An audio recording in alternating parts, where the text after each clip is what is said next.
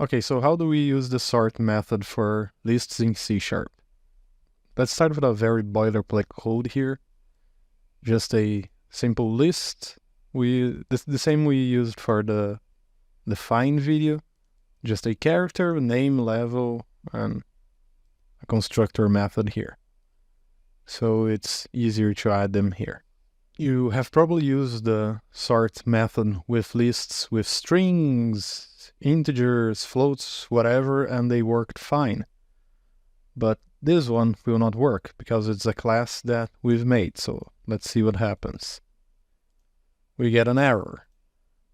It says we must implement IComparable. What is IComparable? Well, first let's check the sort here. Okay, so we have a bunch of different overloads here, mainly one without any parameters, one with a IComparer, and one with a comparison. Okay, so we are going to go through all of them, then you're going to be able to understand fully how this all works. If you want a specific one, this video will have timestamps or chapters, and you can just skip to them. Alright, so let's go for the first one. Okay, so I added a for each here just to print them in the order that they are after the sort. The sort is a method that will change the list itself.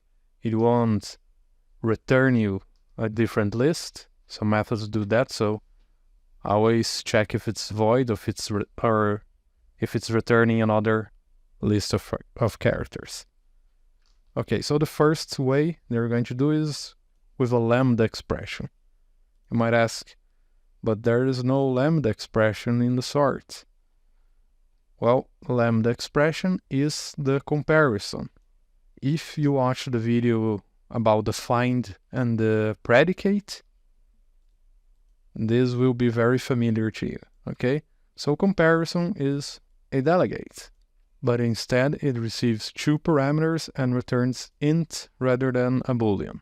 And so here we have with the lambda expression, two parameters that it's going to receive and returning an int. The compare_to method returns an integer. Okay, so will it work? George first and then John. So 1 and then 2. It is correct. Okay, so this was the comparison. Now the comparer. Okay, so the IComparer, let's check, is an interface that implements a compare. So that means we had to create a new class here, a whole new class just for this, with the compare method.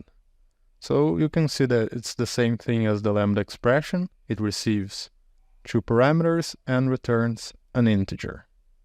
And here we make the compare_to exactly the same as in the lambda expression. So this is just a more roundabout way, but you can have more complicated logic here depending on what you need. So in case you have just a single comparison like this, then it's better to use the lambda. Otherwise, you can add more logic like this. And how do you call the method here? Use the new character comparer, which is a very funny, weird way that we had to use this because of OOP. And it will probably work with George, John, and Joseph. Joseph's 3. 1, 2, 3. All right. If you want to change this, you can just swap this to this. The same here. The character 2 and then character 1, and then you have the opposite order, the higher level characters first. Okay, and now the last one, which would be this, the sort without any parameters. So remember what problem we had before. It's that we don't have an IComparable. So character will have to implement a comparable of the type character. The IComparable is hidden somewhere else in the system. And now we just need to implement the compare to method. So just a compare to and a return level and the minus the other character level. It's important to notice here that this integer here that is being returned, it doesn't matter if it's 2 or 3 or 5. What matters is it negative, is it 0, or is it positive? So if it's positive, it means the value is greater, same, or lesser than.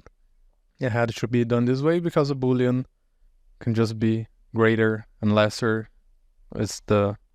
There's no way to check if it's the same with a boolean. So we have a bunch of things here: the comparison, IComparable, and IComparer. Let's check if this works. George, John, and Joseph. Okay, it works. But now you can put the pieces together in your mind, and you can notice that the method we are using here is the compare to. It's the same thing we have here. So can we do this?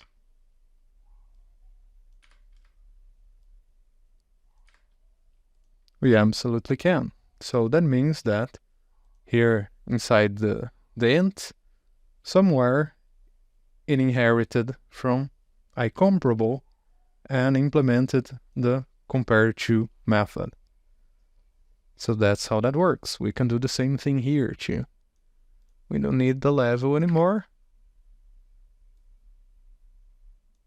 We can directly compare the character class. So you deepen your understanding on how things work under the hood. Well, that was it for today. Don't forget to like and subscribe, and thank you for watching.